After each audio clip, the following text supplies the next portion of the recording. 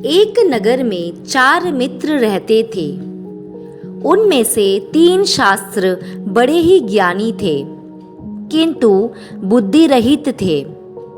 चौथा शास्त्र उतना ज्ञानी नहीं था, किंतु बुद्धिमान था। चारों ने सोचा कि विद्या का लाभ तभी हो सकता है यदि वे विदेशों में जाकर धन संग्रह करें।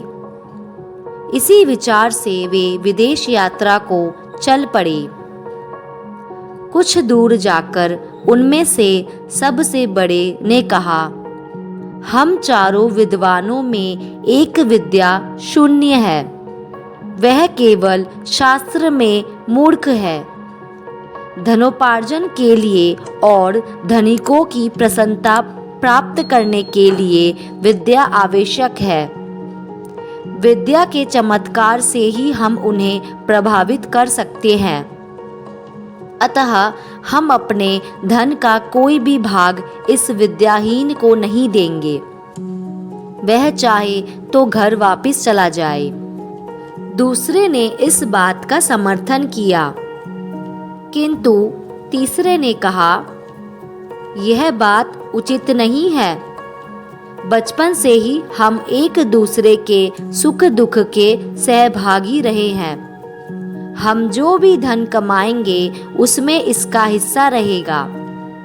अपने पराया की गणना छोटे दिल वालों का काम है। उदार चरित्र व्यक्तियों के लिए सारा संसार ही अपना कुटुंब होता है। हमें उदारता दिखलानी चाहिए।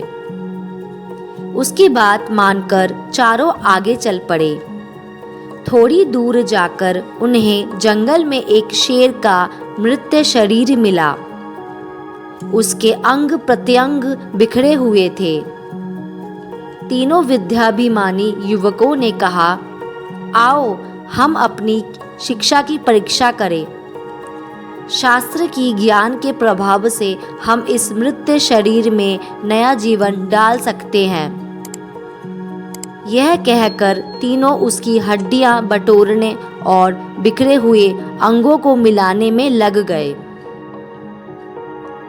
एक ने अस्थि संचय किया, दूसरे ने चर्म मांस, रुधिर संयुक्त किया, तीसरे ने प्राणों के संचार की प्रक्रिया शुरू की। इतने में शास्त्र की ज्ञान से रहित किंतु बुद्धिमान मित्र ने उन्हें सावधान करते हुए कहा, जरा ठहरो, तुम लोग अपनी विद्या के प्रभाव से शेर को जीवित कर रहे हो। वह जीवित होते ही तुम्हें मारकर खा जाएगा। शास्त्र की ज्ञानी मित्रों ने उसकी बात को अनसुना कर दिया। तब वह बुद्धिमान बोला, यदि तुम्हें अपनी विद्या का चमत्कार दिखलाना ही है तो दिखलाओ, लेकिन एक क्षण ठहर जाओ, मैं वृक्ष पर चढ़ जाऊं। यह कहकर वह वृक्ष पर चढ़ गया। इतने में तीनों शास्त्र की ज्ञानी ने शेर को जीवित कर दिया।